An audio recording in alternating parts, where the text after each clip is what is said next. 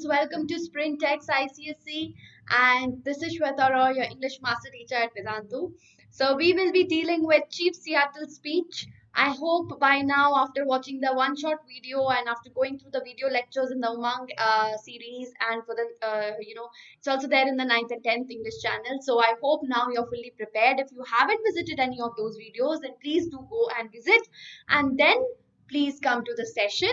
So guys, we will be doing the 3 marks and the 4 marks very important questions. And by now, I think you're familiar with the schedule, which is going to continue till 27th, and physics and math till 26th, bio, social science, and chemistry, again, parallelly with English. So before starting off with the session, guys, please do hit the like button, share the video amongst your friends, and subscribe to the channel. So I'll begin with a beautiful quote by Chief Seattle himself. As you know that this chapter has two important points that we should keep in our mind. First is definitely the whites kind of trying to intrude into the territory of the natives and dominating them. Okay, and the second point is the destruction of nature in the process, right? So definitely this is a kind of plea for the protection of nature, right? If you see, Chief Seattle very clearly mentions in his speech, talking about protecting nature, especially showing the connectivity with the land. Okay, how sacred it is for the natives, and that nature is not permanent. Okay, so we should not kind of exploit nature. It is going to change, right? All these definitely show that this is definitely talking about protection of nature and protection of our environment. So, a similar quote, guys: the earth does not belong to man, man belongs to the earth. So, we should not take nature for granted. This earth is not something which belongs to us, it's the opposite, it's vice versa, right? So, with this thought in mind, guys, this is the homework question for the previous session. So, in case you haven't been able to, frame your answers, then you can take help from here. And now I'll begin with the extract from the session from this particular chapter. So this is the very beginning of the speech, and here you go. You can read through the passage. It's a long passage, so I'm not reading through the entire passage. You can read through it definitely on your own. Who was responsible for the reduced number of red Indians? So what are the points that you can say here? You can talk about the fact that Chief Seattle, does not blame the whites alone. Okay,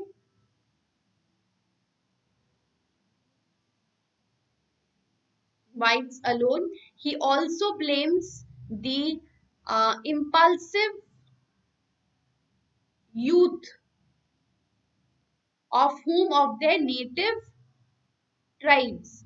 Okay, who actually are at war. At war with whom?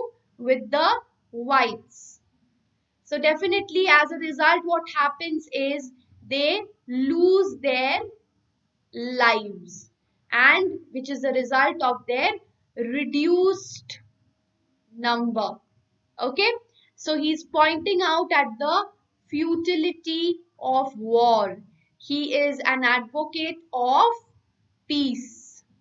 So he is advocating peace. That is exactly what is given here. You can read through the answer. He does not blame anybody. You can say that he does not blame the whites alone, right? He's talking about the conflicts and the wars, which is the result of what? Which is the result of the reduced number, okay, the diminished number, and he remembers the glorious and the powerful time of his tribe. Okay, so please include the points that I also mentioned. And here you go with the second question, the second paragraph, the second passage, where he talks about the impulsive nature of the youth. Let us have a look at the question that follows. What has Chief Seattle remarked about the impulsive nature of the youth? Easy. He says that it is because of the native tribe is ebbing away. That means it is getting reduced in number. Why? Only because of the impulsive and relentless nature of the youth. So they indulge in revengeful acts, right?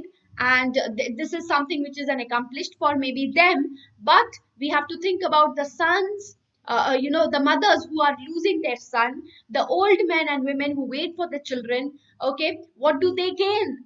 they gain nothing. So definitely this is pointing out the futility of war, okay, which is pointless, right? So Chief Seattle condemns war and does not glorify such acts of revenge. Okay, so moving ahead, this is the next passage, guys, the ashes of our ancestors. That is how it begins. And here you go with the question that follows. What has Seattle said about Christianity? Very easy. He's talking about Christianity as a religion which is written in the tablets, which is engraved, and that is a process of making the people remember Christianity, remember the religion. Otherwise, they would be forgetting, right? Whereas, in contrast, there is no need of such, tablets of stone. Okay, and he's referring to Ten Commandments of the Christianity. So, for the natives, it is there in their hearts. They do not have these, you know, iron fingers. I mean, it was not written on the tablets. Just as unlike Christianity. Next is about their deads. Okay, the difference between the Christian ancestors and the native ancestors. Why does Chief Seattle say that the dead never forgets this beautiful world? That is the natives. It's very simple. There, he's talking about the bond, the connection. Okay, connection with the land, whose natives. Okay, so they love their grass. They consider the land is something which is sacred, okay, for them. Okay, so they keep visiting their land to guide, console, and comfort the people of their tribe. Why are the natives called orphans? Very important question. Because they are deprived of the love, or you can say support, of their god, or you can say father. ठीक है? So it's different from the gods of the natives. If God is the same for both, then he has become partial. He has been favoring his white children like a father. He's only taking care of, he has become partial, biased, taking care of only his father just as an infant. On the other hand, he has abandoned his red children and does not protect them. Hence, Chief Seattle regarded his tribe as orphans. ठीक है? So, guys, I hope you are enjoying the session. And if you want to join us further and gain 100% knowledge and 100% marks, you just need to visit the link and you can avail unlimited live classes with fun and high level quizzes. Compete with the students throughout the world, and even the replays are not boring, guys. They also have quiz questions and leaderboards. You can download the content, and you have special doubt solving facility which is provided by our superb class teachers who will be there with you throughout the session, only and only catering to your doubts. And you have of course, the assignments at the end of the session, which will help you understand the concepts better, along with the quality tests that we provide to you, with performance report, which will help you to analyze where you stand. Plus, you have 5,000 free micro courses and crash courses, that too in less price. And this is the link, guys. This is the coupon code. Now, this is something which is super amazing. This has been extended, guys. This offer has been extended, 50% off. We are there for you till the end.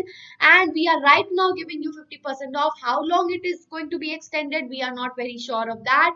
So please, guys, get hold of the opportunity at the earliest. Now you can see the reduced price. It is just 3.3 per class. I don't think there is anything cheaper than this, guys. So hurry up and get hold of this amazing opportunity. Do not miss this, guys. We care for you, and therefore we have extended this.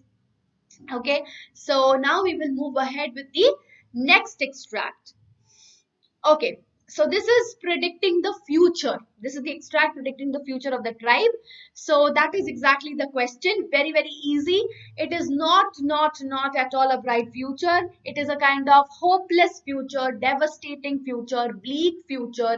And these are the symbols: sad voiced winds. Okay, grim fate. These are ominous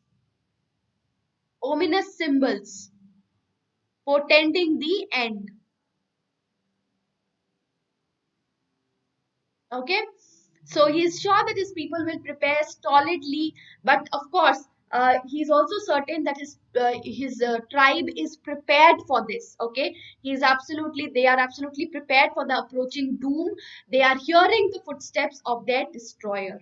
All right, and this is the last extract, guys. Here is the question: what are the demands of the Red Indians before they accept the proposal?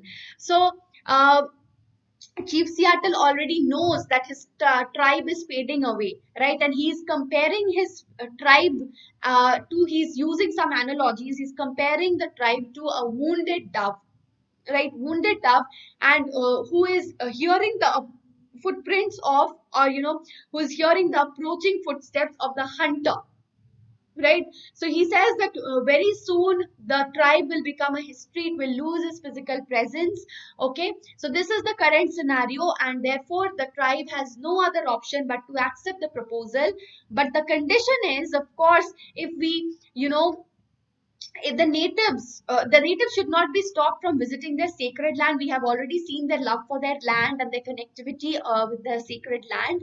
So his people should be given the freedom to visit the ancestors, because they also have great respect for ancestors, so they should not be deprived of that right.